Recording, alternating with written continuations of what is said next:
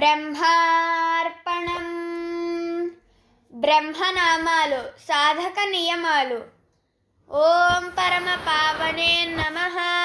ఓం మోక్షదాయినే నమః.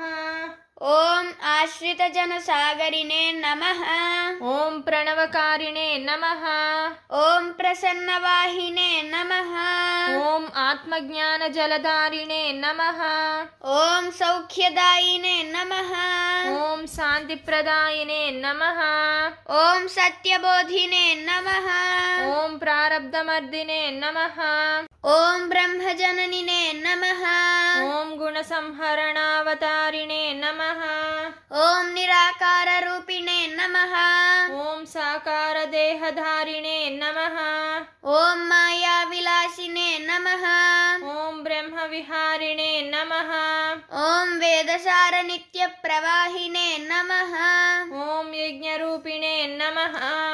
ఓం యాత్రఫలప్రదాయినే నమః. ఓం పరబ్రహ్మాజ్ఞ విధేయినే నమః. ఓం అంతరవాసినే నమః. ఓం బాహ్యప్రకాశినే నమః. ఓం బాహ్యాంతర మూలకారిణే నమః. ఓం కృపావర్షిణే నమః. ఓం యథార్థదర్శినే నమః. ఓం బ్రహ్మమార్గ సహాయకారిణే నమః.